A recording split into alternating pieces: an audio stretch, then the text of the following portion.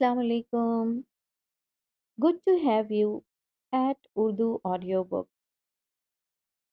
हाजिर खिदमत है सायरा रज़ा का नावल मोहब्बत दाग की सूरत एपिसोड नंबर 2। वैसे क्लास में तो तुम खामोश रहती हो। मेरे ख्याल में कोचिंग वगैरह भी नहीं लेती हो।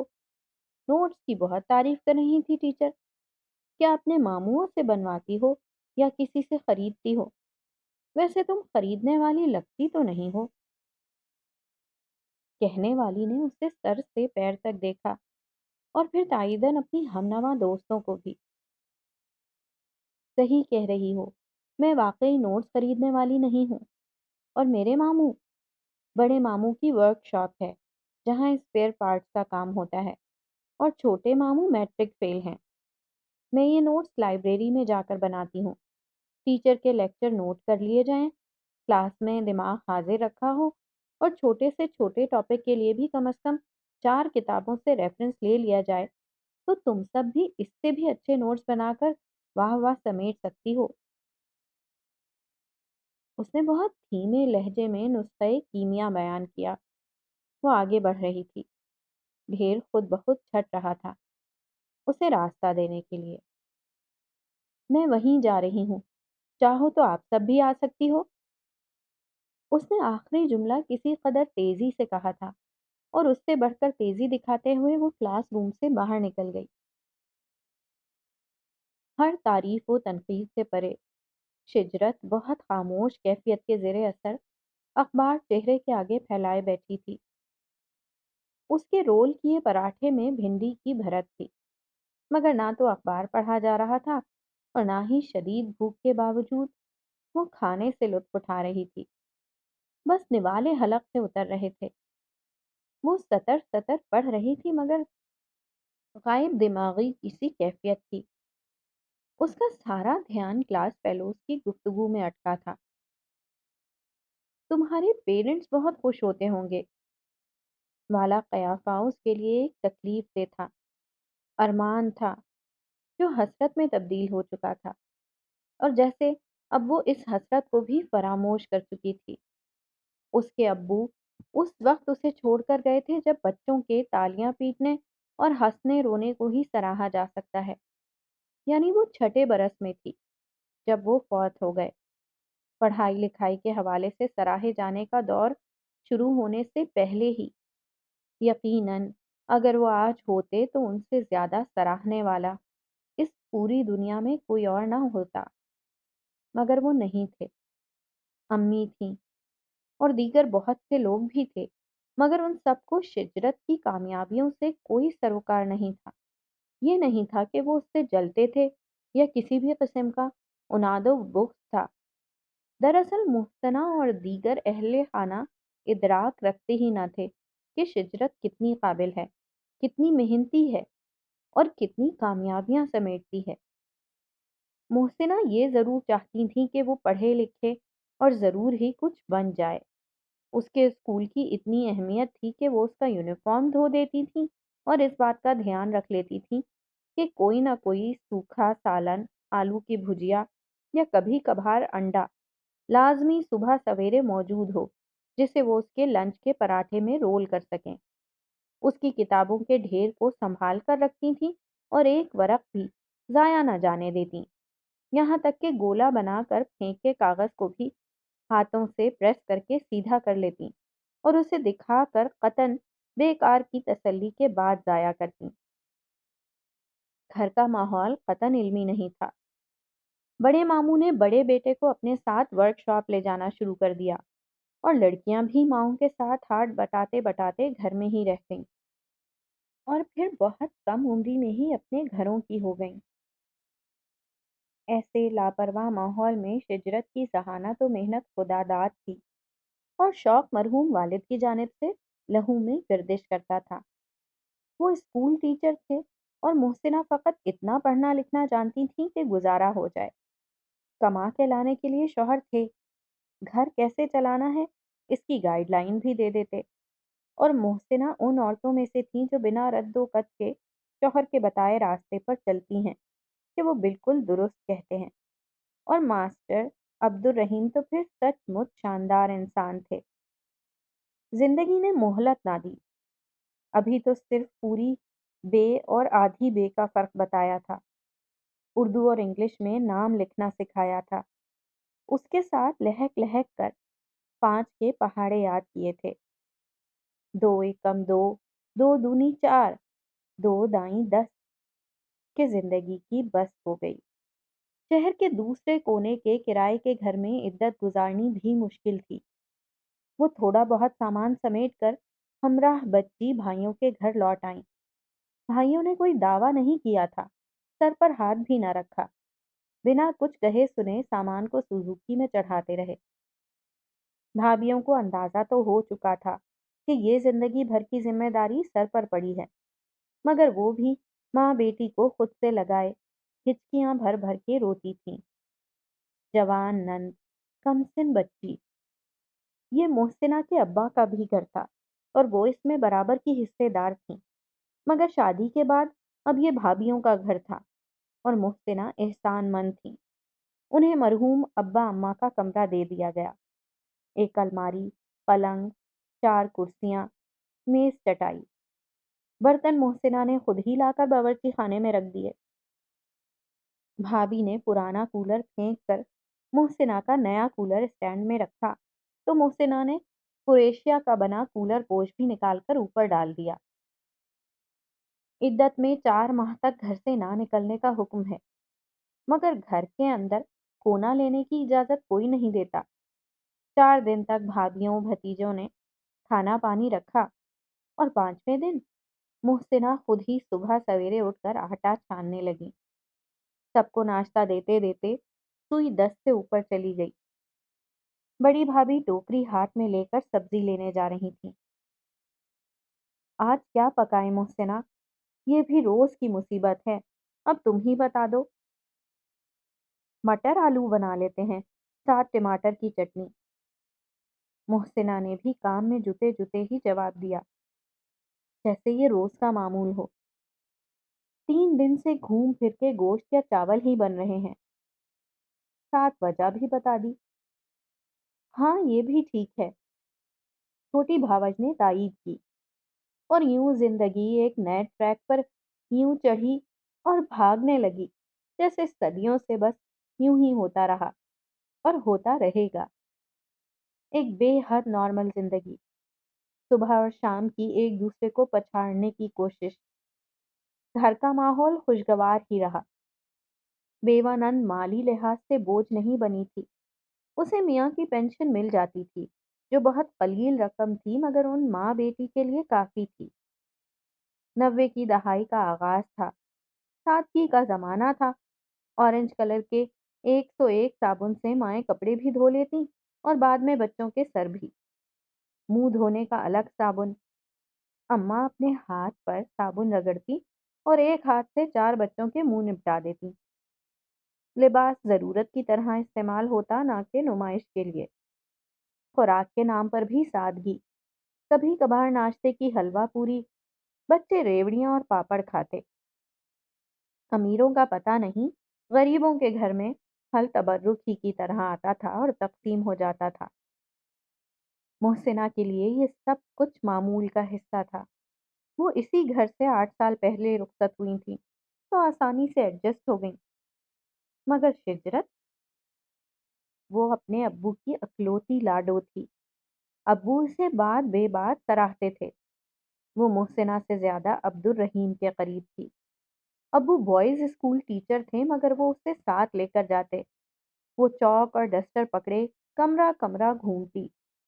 ابو حساب کے فارمولہ سے پورا تختہ سیاہ بھر دیتے، وہ اپنے قد برابر کا کونا سفید کرتی رہتی، منہ سر سب سفید۔ تھوڑا چاک کھا بھی جاتی، پھر محسنہ سے ڈانٹ کھاتی، کبھی مار بھی، مگر عبدالرحیم کچھ نہ کہتے۔ اکلوتی بیٹی جی جان سے پیاری تھی۔ وہ کسی بھی جماعت میں بیٹھ جاتی تھی، سب سے اگلے ڈیسک پر۔ بہت ضد کر کے مانیٹر اور پریفیکٹ دونوں کے بیج بھی سینے پر اکٹھے لگا لیتی۔ اور اب یہاں ماموؤں کے گھر آنے کے بعد کسی کو دھیان ہی نہ رہا کہ उसे स्कूल भी जाना है। मोहसिना इद्दत से उठी तो एक दिन उसे घर के नजदीकी स्कूल में दाखिल करवा आई। उसे स्कूल पसंद नहीं आया। यहाँ उसे सबसे आखिरी डेस्क दिया गया। ये प्राइवेट स्कूल एक कसीरुल मंजिला इमारत में था। उसे ग्राउंड और फूल पौधे दरकार थे और बड़ा दरख्त। मगर अब्बू के गवर्नमेंट स्कूल का ग्राउंड बहुत बड़ा था। वो भाग भाग कर थक जाती और अब्बू ने एक दरख्त पर झूला भी डलवा दिया था। उसे नए स्कूल में हवा का फुकदान लगता और अंधेरा महसूस होता। स्कूल जाने के नाम पर रोना मुहसिना के लिए हैरान कुन था। उसे तो स्कूल बहुत पसंद था। मुझे अब्बू वाला स्कूल पसंद है अम्मी। हम यहाँ क्यों आ गए हैं? अपने घर वापस पर चलते हैं। फिर तो मेरा वो स्कूल नजदीक होगा, 2 गलियां आगे बस। उसने मोहसिना की सख्त बात पुरस पर दिल की बात कही। तुम्हें समझा चुकी हूँ शिजरत, वो घर हमारा नहीं था और स्कूल भी नहीं। वो मेरे अब्बू का स्कूल था अम्मी। वो यूं चिल्लाई जैसे किसी ने दिल नोच लिया हो। मोहसिना चिल्लाने पर भड़की थी, खुद को बर्दाश्त का दर्द दिया। और अब्बू अब नहीं है बेटा। तो अब्बू कहाँ गए? आप उन्हें बुला लें। मेरे बहुत मसले हो गए हैं अम्मी, मुझे बहुत सारा काम समझना है, इंग्लिश का और मैथ का भी। उर्दू का मैंने कर लिया। वो वापस नहीं आ सकते। तुम बच्ची नहीं हो शिजरत। मोहसिना दांत भींच कर चिल्लाई। यही हमारा घर है और यही तुम्हारा स्कूल। अगर ऐसे ही तंग करती रही तो इस स्कूल से भी छुट्टी हो जाएगी। टीचर नाम काट देंगी। फिर तुम रहना घर के अंदर गंदी बच्ची बनकर। हाँ। मोहसिना ने तीर निशाने पर लगाया और वो डर भी गई। ठीक है मैं जाऊंगी, लेकिन मैं मॉनिटर नहीं हूँ और आगे भी नहीं बैठती हूँ। तुम अच्छी लायक बच्ची बनो, फर्स्ट आओगी तो टीचर खुद ही मॉनिटर बना देंगी। तुम्हारे अब्बू भी यही चाहते थे, ताकि तुम बहुत सा पढ़ो। और शिजरत को एक बार फिर बात समझ में आ गई। उसे पढ़ना होगा। लेकिन यहाँ फिर एक मसला हो गया। अब अब्बू तो नहीं थे। वो अपना क्लास वर्क मामूओं के सामने रख देती, जो 3-4 बार पुकारने पर सरसरी निगाह उस पर आगे बढ़ाई कॉपियों पर डालकर गाल सहला देते। उसके लब खुलने से पहले ही कहने लगते, हाँ हाँ बहुत अच्छा है, शाबाश, तुम तो बड़ी काबिल हो। वो फिर किसी से महवे गुफ्तगू हो जाते, जबकि शिजरत को पूरी तसल्ली करवानी थी। नुक्ते, लाइन, रंग, हर शय एक्सप्लेन करनी थी और गलतियां निकलवानी थी और तसी करवानी थी, जैसे जैसे कि अब्बू करते थे। लेकिन ये उनका मिजाज नहीं था। वो बच्ची समझकर पुचकार देते, बहला देते, मगर फिर आवाज लगाने लगे। माजिया, आकर देखो बहन क्या कहती है। मोहसिना इसे ले जाओ। जाओ बेटा, अम्मी से पूछ लो या भाई से समझ लो। कभी मामियां पुकारती, शिजरत इधर आ जाओ, मामू थके हुए आए हैं, पानी तो पीने दो। तुम क्या बस्ता लेकर पहुंच जाती हो। वो उन्हें बता ना पाती कि उसे अम्मी से नहीं पढ़ना और ना ही अपनी तारीफ व तौसीफ किसी और को बतानी है। उसे बस मामू ही को बतानी है, जैसे अब्बू को बताती थी। और फिर अब्बू जैसे उसे लेकर घंटों बैठ जाते थे। मगर यहाँ मामू और मामू को उससे कोई उनाद या चिढ़ नहीं थी। वो इस टाइप के थे ही नहीं। मशीनी इंसान। अपनी नफ्सियाती और जज्बाती मजबूरियों की बिना पर वो पढ़ाई पर तवज्जो ना दे पाती, जिसके बायस क्लास में भी कोई खास मकाम हासिल ना कर पाती कि सराही जाती। उल्टा वो खराब कारकर्दगी दिखा रही थी। मोहसिना ने सब कुछ सोच रखा था, मगर वो फेल होगी कभी नहीं। तुम पढ़ने पर तवज्जो नहीं देती शिजरत। मोहसिना को सदमा हुआ था। क्या अपने अब्बू को ये रिजल्ट दिखाती? अब्बू नहीं है अम्मी। उसने ठंडे लहजे में किस्सा ही खत्म कर दिया। मोहसिना दंग रह गई। बहुत देर तक कुछ न बोल सकी। लेकिन बहुत से लोग हैं जो ये जानते हैं कि तुम मास्टर अब्दुल रहीम की बेटी हो, और मास्टर अब्दुल रहीम की बेटी का ऐसा रिजल्ट, लोग क्या कहेंगे? मुहसिना को जुमलों की मार मारना नहीं आती थी, मगर शिजरत को बहुत जोर से लगी। वो चौंक उठी, पूरी आंखें खोलकर माँ का चेहरा देखने लगी। मुहसिना अपनी बात कहकर उठकर जाने लगी थी। उनका चेहरा उदास था, पुरमलाल। वो शिजरत को हस्बे ज़रूरत तवज्जो और मोहब्बत नहीं दे पा रही थीं। उन्हें उसकी कमी का इदराक ही नहीं था। शिजरत ने कुछ कहने के लिए लब खोले, मगर फिर खींच लिए। फिर दोबारा ना तो कभी मुहसिना बोली, ना शिजरत। जो चंद अल्फाज मुहसिना ने कह दिए, उसने गिरह से बांध लिए। मैं ट्यूशन लगवा देती हूँ शिजरत, तुम इतना मसला क्यों बना रही हो? क्लास में जो मिस बताएं उसे गौर से सुनो, और घर आकर बस याद कर लो और अपना काम पूरा रखो। थोड़ी तवज्जो, थोड़ी मेहनत, बस हरेक के आगे कॉपी क्यों रख देती हो?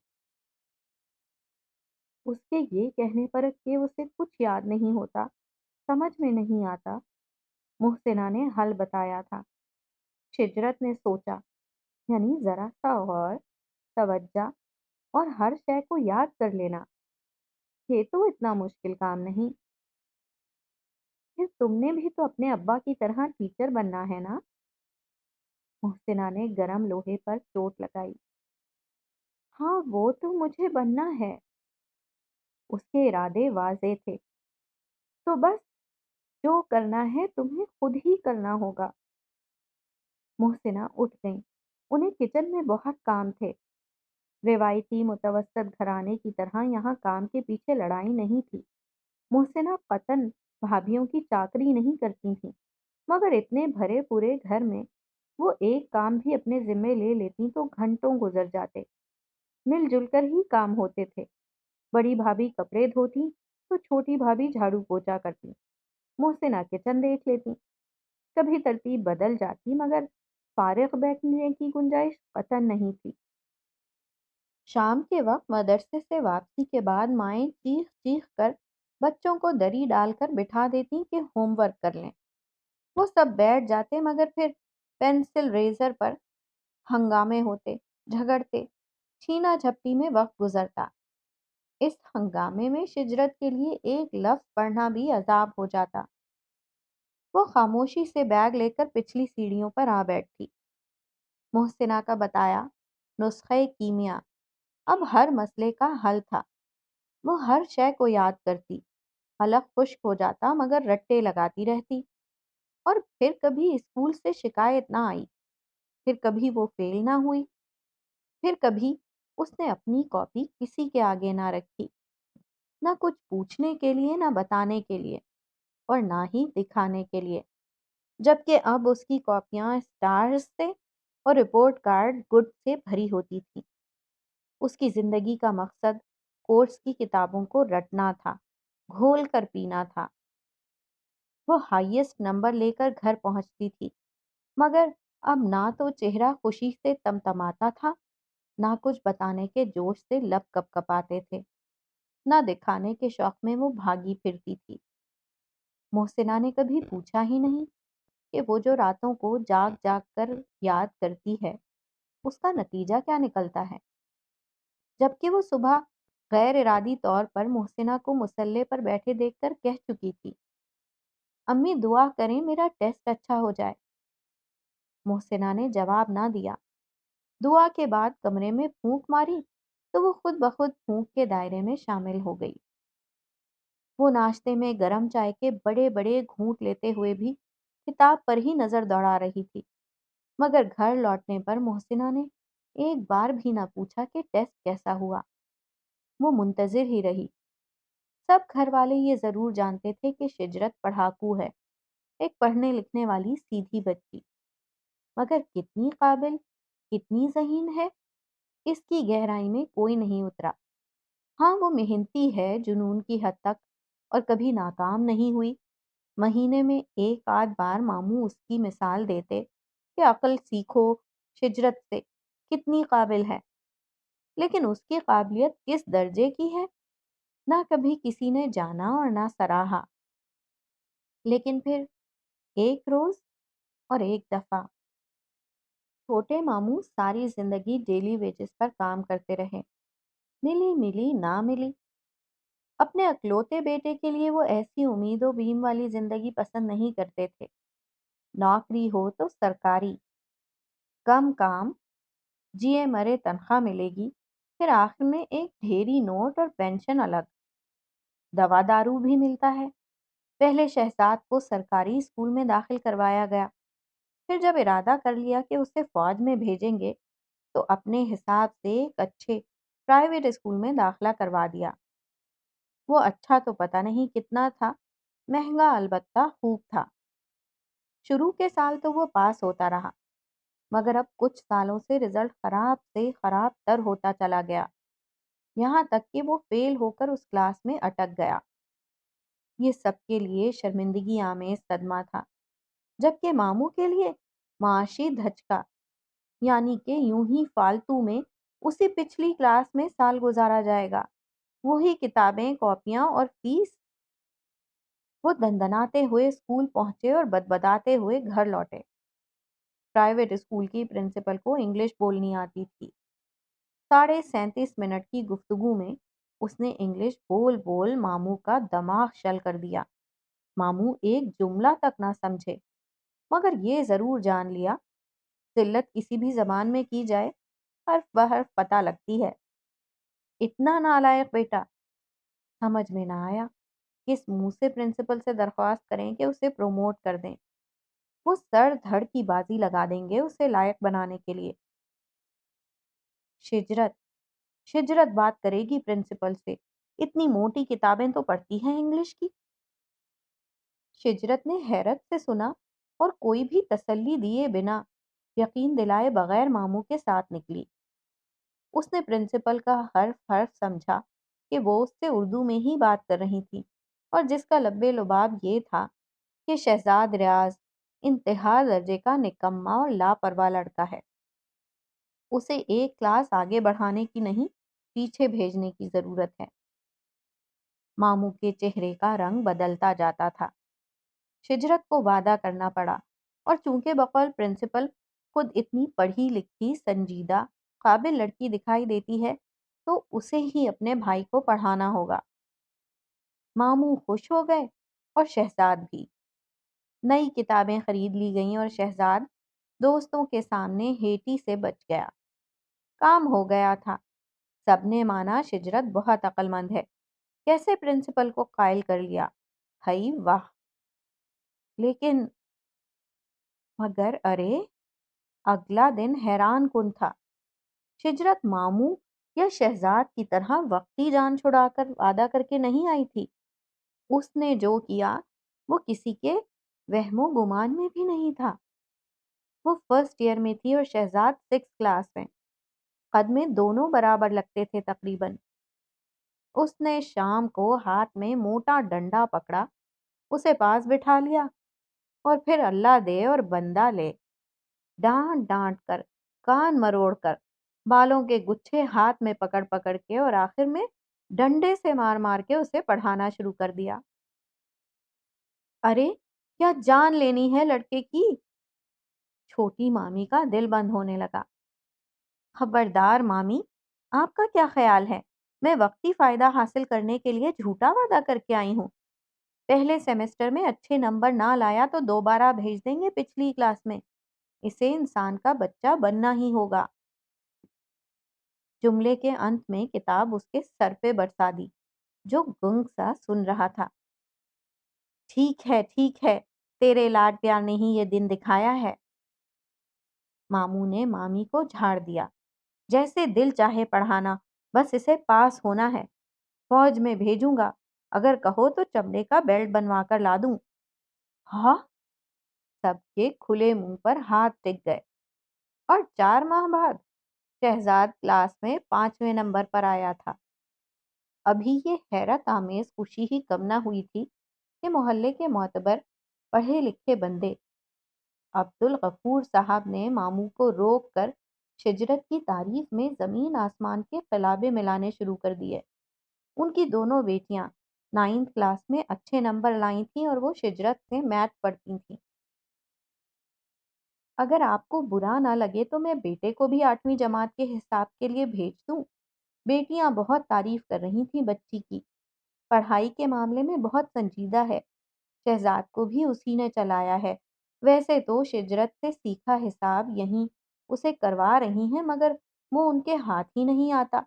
میرے پاس وقت نہیں ہوتا تو دونوں ماموں ایک خوشگوار حیرت میں گھر گئے۔ شجرت قابل تو تھی مگر اتنی؟ میرے پاس ٹائم نہیں ہوتا ماموں، شجرت نے جواب دیا تھا۔ ہیں؟ وہ حیران رہ گئے۔